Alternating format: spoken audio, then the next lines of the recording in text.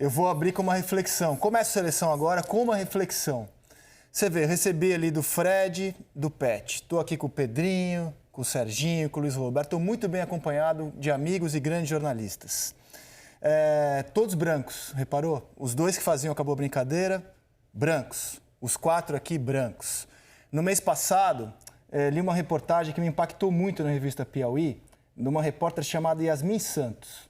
É uma reportagem sobre o racismo na imprensa, ou não exatamente o racismo, mas a falta de oportunidades que os negros têm em todos os setores da sociedade, no caso específico da imprensa. Então, por exemplo, e não que a imprensa seja um mundo à parte, a imprensa apenas reflete o que somos como sociedade. Ali tinha uns números assim muito impressionantes. Por exemplo, o número de negros que dão opinião nos principais veículos de opinião do país. Globo, Folha, Estado de São Paulo.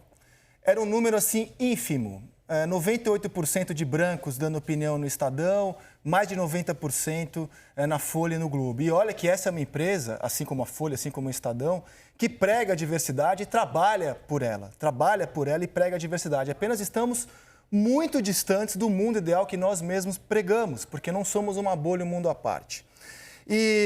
Então, Yasmin fazia algumas perguntas para jornalistas. Com quantos negros você trabalhou ao longo da sua vida? Eu até me senti um privilegiado nesse sentido, porque eu era da minoria ali que disse que já trabalhou com mais de 20 negros e já fui chefiado por negros. Mas era a menor parte dos jornalistas respondia nessa pesquisa que sim, já tinha sido chefiado por negros, já tinha trabalhado com negros e o número até baixo, né? Mais de 20 no meu caso, e eu sou assim a menor parte. Por que eu estou falando sobre isso? Porque acho que é nossa obrigação, independentemente da cor que nós temos, falar do que aconteceu nesse fim de semana no futebol brasileiro e mundial. Mas a matéria da Yasmin me fez pensar o quanto é importante você conviver com negros, conviver com gays, com mulheres, para que os próprios possam nos obrigar o dia inteiro, todos os dias, a falar, temos que falar sobre isso. Quando você está fazendo uma capa de um jornal, peraí, por que não tem nenhum negro nessa capa? Por que não tem nenhuma mulher nessa capa? Por que não tem nenhum gay ouvido nessa reportagem? E eu acho que a gente tem que se policiar muito nisso, muito. E eu não consigo hoje começar o programa sem falar do que aconteceu no futebol brasileiro e europeu nesse fim de semana. O Tyson, jogador que estava convocado para a última Copa do Mundo, sofreu um ato de racismo no estádio, na Ucrânia, onde ele joga, e em vez de o juiz dar um cartão vermelho para a torcida que ofendia o Tyson com cantos racistas, quem recebeu o cartão vermelho foi o Tyson. Ele foi expulso do jogo. O jogo não parou, não foi interrompido, o Tyson foi punido. Ele foi expulso. Imagina ter centenas, milhares de pessoas te ofendendo no estádio com cantos racistas e ele foi expulso do jogo. Mas isso é no leste europeu, né? A gente aqui no Brasil é um povo alegre, um povo de mistura de raças. Não tem racismo no Brasil, não tem racismo no Brasil. Olha o que rolou no Mineirão ontem no Clássico Mineiro.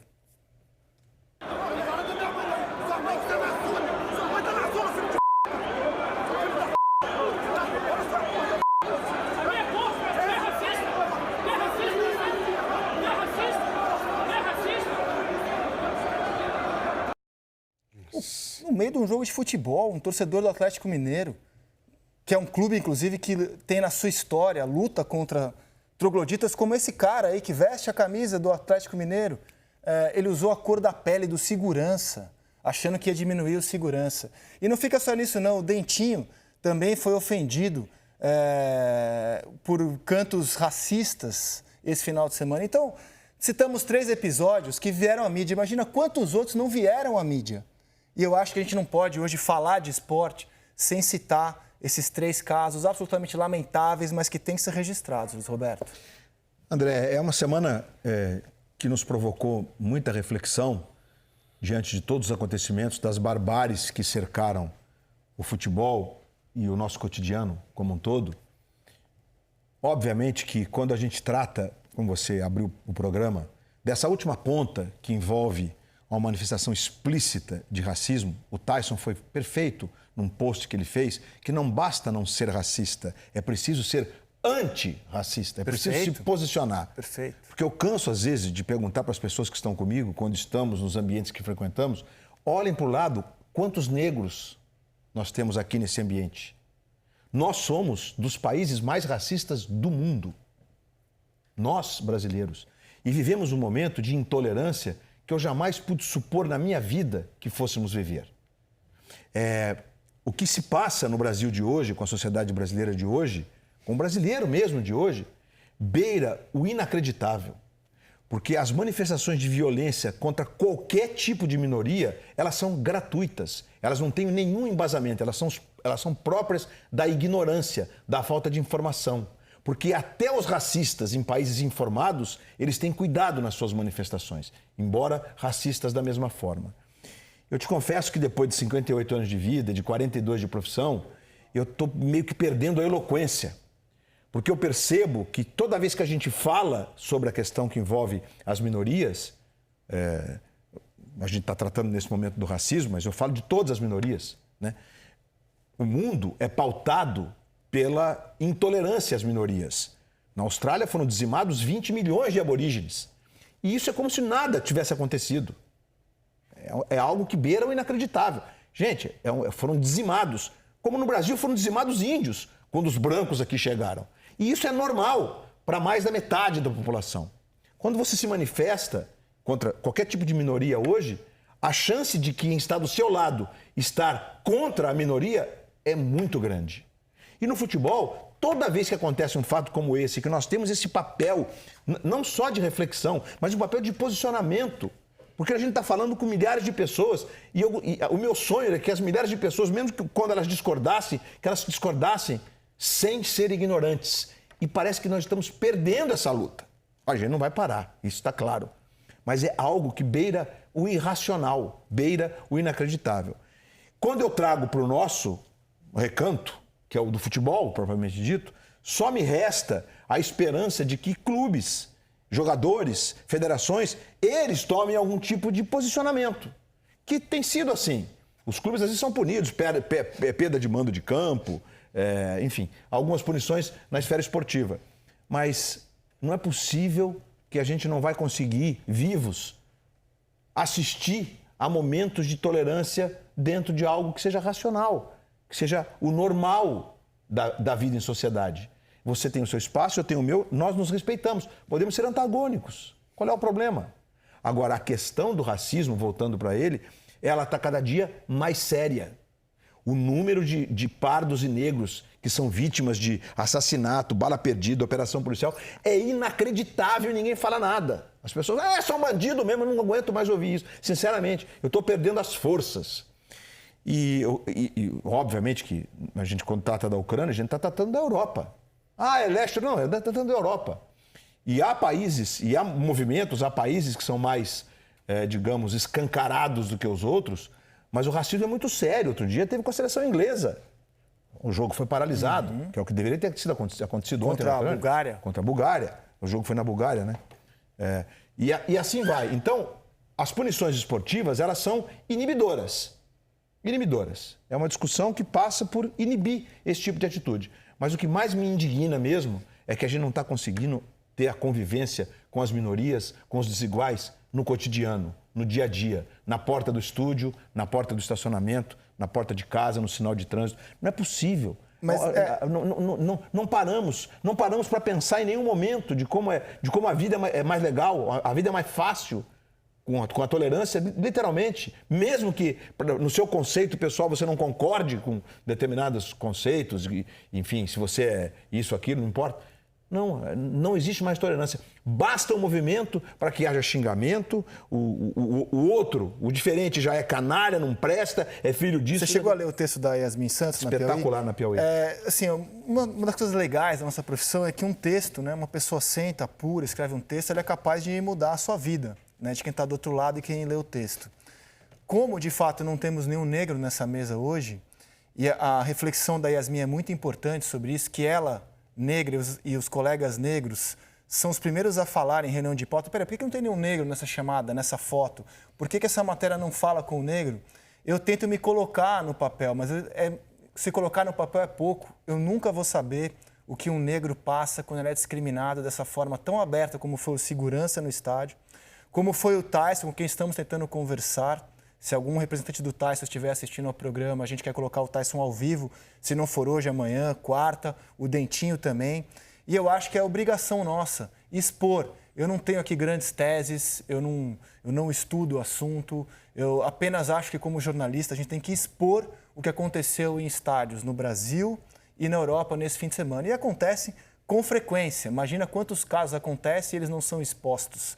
Serginho, quer dar um pitaco antes da gente ir para intervalo e começar a falar de jogo? Rapidamente, porque acho que o Luiz foi bem amplo aí na análise, né?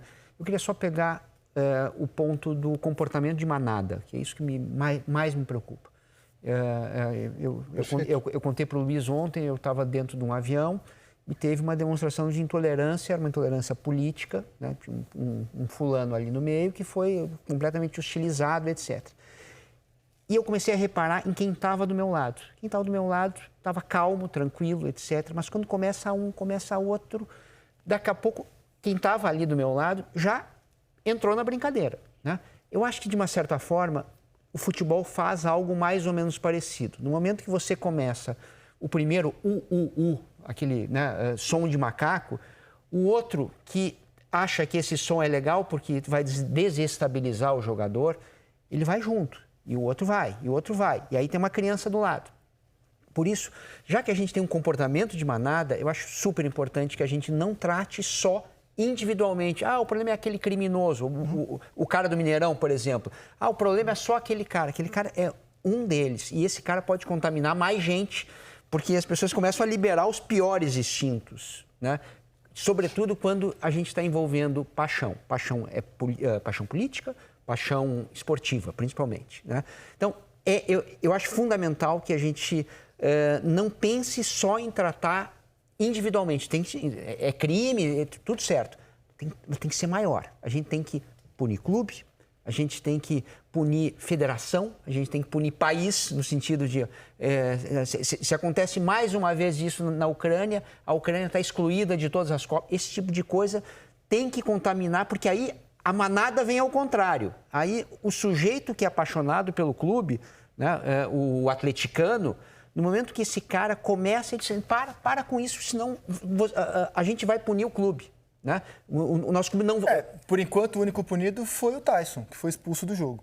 Por Isso enquanto, é um absurdo. O único punido foi a vítima do racismo, que foi expulsa de um jogo de futebol ao reagir a cantos racistas no estádio. Assim, é inacreditável a falta de sensibilidade, a falta de humanidade que teve o juiz. Até acho que o pessoal da Regra Clara pode discutir isso daqui a pouco. A regra manda expulsar o Tyson, o juiz não poderia ter tido uma sensibilidade. O que diz... A regra até manda gesto obsceno, ele fez um gesto obsceno. Sim, mas o que diz uma reação, na verdade. o que fariam os nossos colegas árbitros diante do caso? Eu acho que é um tema... Eu quero muito ouvir os nossos colegas aqui daqui a pouco no A Regra Clara. Na minha observação, tem um detalhe muito importante. Existe o preconceito, existe o racismo, mas o futebol, o estádio de futebol, ele sempre foi um local para a sociedade despejar todas as suas frustrações, porque, teoricamente, ali eles podem fazer isso. Então, todos os problemas que as pessoas vivem nas suas vidas pessoais, elas se acham no direito de descarregar em cima dos atletas. Só que no estádio você tem visibilidade. Eu falo isso porque eu tive depressão e eu já escutei, quando eu fui bater um escanteio, que eu era depressivo, que eu era maluco. Isso para mim é um preconceito. Claro que é. Claro. Porque ninguém sabe o que eu passei, a que nível, a que estágio eu cheguei da depressão para ouvir aquilo ali e achar que aquilo ali é um xingamento normal, que ele só quer me desestabilizar. Não, ali, o jogador é preparado psicologicamente. Nenhum jogador, nenhum atleta é preparado psicologicamente para ficar ouvindo 70 mil xingando ou com xingamentos de racismo ou com preconceitos por doença, por opção sexual. Ninguém é preparado. O esportista é preparado para treinar. Não adianta falar que o cara ganha 500 mil por mês e ele é preparado para isso. Não é preparado para isso. Eu não estava preparado para isso, como o Tyson não está preparado para isso. O problema é que quando a gente vai numa peça de teatro que a gente não se agrada da peça de teatro, nem embora a gente vai. A gente espera terminar em respeito aos atores e depois a gente se retira. Perfeito, perfeito. No estádio não. O Pedrinho não joga nada, ele é um filho da mãe, ele é um depressivo, o outro é gay, o outro é negro, porque ali no estádio as pessoas têm direito, porque o atleta ganha 1 milhão por mês e ele tem direito de ouvir tudo que ele quer. Está no preço. Então, acho que precisa mudar. Eu acho que precisa de intervenção estadual, federal, seja lá qual for, com relação a preconceito, com relação a racismo, com relação à violência. Eu até falei com o Luiz ali antes de entrar, eu não posso chegar no aeroporto porque eu perdi um jogo, vindo de viagem, ser escoltado pelo policial e o meu filho em casa vendo o jogo. Pô, pai, tu é bandido? O policial tá te levando? Não, perdi um jogo. Que isso? Isso é um absurdo. Só que ficou tão normal no nosso cotidiano, é um absurdo. Sabe quando isso vai parar, André? E tá bem próximo de acontecer? Quando os jogadores reagirem e um tomar uma facada e um morrer, aí as pessoas, aconteceu uma tragédia. Vai acontecer. Está bem próximo disso, porque ninguém tem sangue de barata. Está na iminência. Pô, eu não vou ficar ali escutando um monte de gracinha num shopping e vou ficar... Não tenho sangue de barata. As pessoas estão intolerantes. E a gente também, eu, agora falando um pouquinho como ex-atleta, só eu sei o que eu passo, só o atleta sabe o que passa para ficar, de repente, num restaurante escutando coisa que não deve escutar.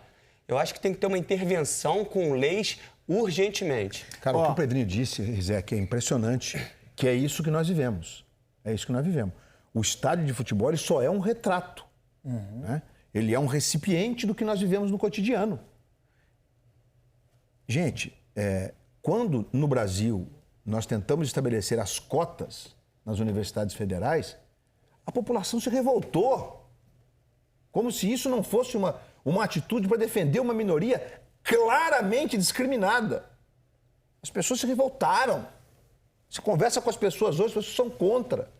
E pior, com o advento das redes sociais, de uns tempos para cá, que há uma manifestação de pluralidade, de liberdade, essa é a sua rede social, você escreve o que quiser, certo? As pessoas acham, além da agressão digital, que a agressão pessoal está no jogo. Não está no jogo. O Pedrinho acabou de dizer, é comum hoje você se deparar em lugares públicos com jogadores de futebol que se matam, que são profissionais, com essa história de ignorância das pessoas. Eles ganham muito, tem que aturar. Que P é essa? Que ganham muito, tem que aturar. Aí o sujeito não consegue ir comer uma pizza na esquina porque ele vai ser hostilizado, cara. O cara perde no jogo, não pode ir na padaria comprar o pão. Mas que situação é essa? Não é possível. Onde que nós vamos parar, cara? Concordo. Agora, assim, os amigos falam de intolerância política, eu assino embaixo, né? Viva a democracia.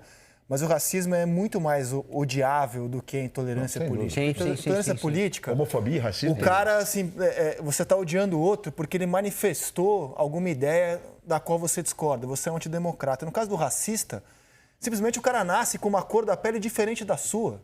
Né? E só a cor da pele que é diferente da sua, não tem mais nada diferente de você. Nada. E isso te leva a odiar alguém. Tem a história, né, Rizek, como você está dizendo.